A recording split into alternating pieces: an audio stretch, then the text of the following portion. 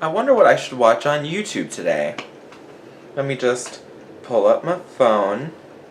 I'm just gonna go onto the YouTube app for a second. Just gonna see what's on my recommended videos. Huh. YouTube's telling me that I should watch some channel called Paul and Morgan. They seem to be just a typical Christian channel, judging by all of their thumbnails. Let me see if there's anything really interesting. Some video about boundaries and dating? That makes sense. It's part of a series. Alright, that might be something. Wait. Kissing before marriage? That's weird. Oh. Hey logical listeners, today we're going to be talking about Paul and Morgan. They're just two, family-friendly, good old-fashioned Christians making good old-fashioned dating advice for everyone who wants just a little bit more Jesus in their lives. Because you know what everyone always needs? More Jesus. Alright, Is that how you practice? wow. What's up, guys? How you doing? I'm Paul. I'm Morgan. And this is The Paul and Morgan. the Paul and Morgan. Hey Paul and Morgan, I'm Luciano. It's nice to meet you. Today's video is episode 2 in a 3-episode series. What are we titling this one, babe? Kissing before marriage? Question mark. Listeners, I just want you to know that before I go any further in this video, I hear your concerns. But Luciano, isn't that video like a year old? Why are you making a response to it? It's just so late. Well, you see, listener, the thing about being wrong is that it's timeless. The person who was wrong, or the people who are wrong, are just as wrong now as they were when they first said or did the wrong thing. And they're going to be just as wrong 100 or even 1,000 years in the future. So when I look at it this way, it's easier for me to justify my extreme untimeliness. And yes, that is just an excuse, but it's my excuse. Hi, why are you doing this? Response videos aren't usually your thing. It's the end of the year. I want to experiment a bit, want to have a little bit more fun, and also this video gives really bad advice and sexualizes something that really shouldn't be sexualized, and so I'm responding to it, because as someone who comes from a culture where kissing isn't even romanticized and is in fact used as a greeting, I figure it's really important that people hear a different perspective. And I know that I'm not going to reach the same audience as them, but I do know that if I create entertaining content, people will share it, and people will be like, hey, if you're thinking about this sort of thing, maybe you should check out this person's response to it, because the thing you're thinking about is kind of bad, and you probably shouldn't share or have views that are kind of bad, you know? Guys, if you're new here, we're making Christian advice videos on life, love, and dating. So consider subscribing. Alright, let's just jump right into it, babe. Why are we talking about kissing before marriage? Because Kissing is this thing in movies that is built up so much that it's this huge thing. Yeah. Fireworks go off, you're gonna feel butterflies flying out of your mouth. So she's right. Morgan is absolutely correct when she describes kissing as this thing that Hollywood, TV shows, movies, and even other forms of media often hype up in the United States. It's definitely odd to think of kissing in that way, since I was raised in countries and in communities where kissing is not those things by definition, even though it absolutely can be. Kissing in Latin America has a different connotation and is not viewed the same way as it is in the United States, which is one of the big reasons I wanted to make this video. These people are making a video that is very aggressive and very American-centric in how it views things, and I think it's important that people realize that you do not have to view kissing the same way that these two do. So, as I was saying, so kissing is the next step in just that physical intimacy. It is a progression. That's the way God created it. It's an excitement progression. Yeah. Right? Let's just say it for what it is. Get you going. It's to get you going. For a reason. It's a good thing. Like it's a good thing, these excitement progression. As an asexual atheist, watching these sorts of videos is always so weird to me because I see these people getting so excited about the idea of kissing someone. And that's not to say that I dislike kissing someone, because I don't. I love the idea of having a romantic connection to someone and kissing them in a romantic way, but I also understand that the idea that kissing has to be romantic is not reflective of reality, and it's not a very inclusive sort of idea. So watching these videos is just the funniest thing to me, you know? The progression of the kissing will lead into the next level. So for girls, Paul and I did not kiss until he asked my dad for permission to marry me. So, like, we knew, like, okay, the ring's coming next. So I would say this is why you should wait till he gets your father's permission to marry you. 1, you could date a guy for a week. Say you guys don't kiss. You end up deciding, like, yeah, this isn't gonna work. You just go your separate ways. Like, that's that. It's pretty easy to just, like, move on after that. But say that you guys did kiss in that week of dating and you decide it's not right and you go your separate ways. As a female, there's just something about just, like, knowing that you kissed a guy. Like, even if you only dated him for a week, like, you have that little small connection. You want to hold on to that. You don't want to feel brokenhearted over a guy you only dated for a week. So save yourself some heartbreak and wait until you know, like, this guy is not going anywhere. The thing about what Morgan was just saying is that it is entirely subjective. It's not actually reduced to whether or not someone is a male or a female or any other gender. It has to do with the individual. There are people, such as myself and, like Morgan, who grow significantly more attached to the people that we kiss, and that makes it harder for us to want to leave them, or it makes it harder for us to accept that they broke up with us. And it's something that is very frustrating for a whole lot of people. To pretend that this is something that is only a gendered thing is really kind of weird.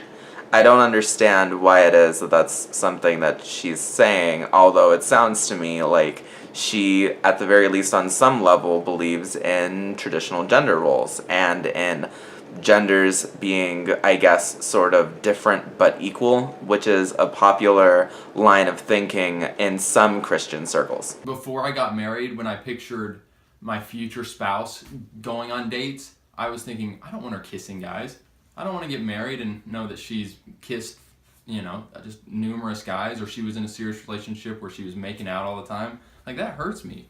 And so I wanted to do the same to her. And when I found the right one, I didn't want to have kissed a lot of other girls.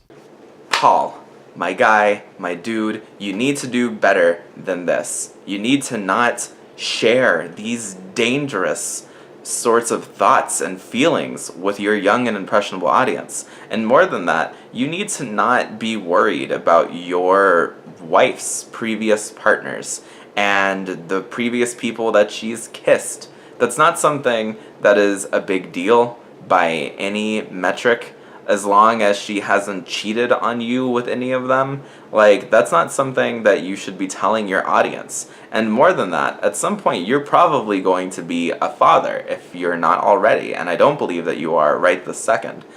You need to not tell that to your children in the future, because that is something that is so harmful, and it's something that is so sad to tell a child and to tell the young audience that you have.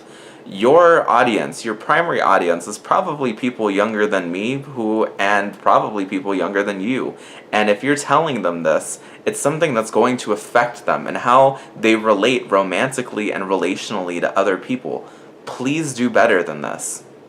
I went into dating, yes, wanting to stay pure and knowing that saving sex for marriage was the way to go and that's what God intended. But, like, kissing and stuff to me, like, didn't seem like that big of a deal. I felt like Paul was just saying, like, I don't want to touch you. Like, and that's not what he was saying at all. When I texted her and said, I don't want to touch you with a 10-foot pole, it really did hurt her. I wanted to touch her. I wanted more to be able to save intimacy for marriage. And so, many of you all probably are in the same boat. It's not like your heart's in the wrong place. It's not like you're wanting to get promiscuous and stuff before marriage. But It's dangerous that these two aren't directly saying that not only is it perfectly fine for you to feel some level of sexual desire towards your romantic partner, but also that it's perfectly acceptable for you to engage in sexual activities with that partner before marriage. Because that's what more content creators in their circle need to be saying. And it's really important that there are voices in their circles and in their communities who are saying these sorts of things. There are a lot of people who feel as if their romantic feelings will never be socially acceptable. And there are a lot of children who are feeling that way as they suffer and as they struggle with same-sex attraction in societies and in communities where same-sex attraction isn't okay. And it's voices like Paul and Morgan who also have difficulty with marriage equality and with peoples of the same genders or of genders that are outside the gender binary getting married that further vilify and demonize how it is that these people are feeling. And it's really sad to see them refuse to be like, hey, if you decided to engage in sexual activities with your romantic partner before you guys are married, that is perfectly fine. Because that's what they should have said in this situation. Instead of saying, hey, it's okay for you to feel this way, it's not like you actually went and did it, and it's not like you did it with more than one person or anything. It's really annoying. But you're just probably like, you want that connection, that deeper connection with the person that you really care about. yeah. But, one day that person that you really care about might not be the person you're spending your life with. You don't have to get married to someone for that relationship to have value. You don't have to get married to someone for that relationship to affect you for the rest of your life in positive and uplifting ways. There are couples out there who are never going to get married, but they're going to spend their lives together. And there are couples out there who are going to get married really quickly and they divorce.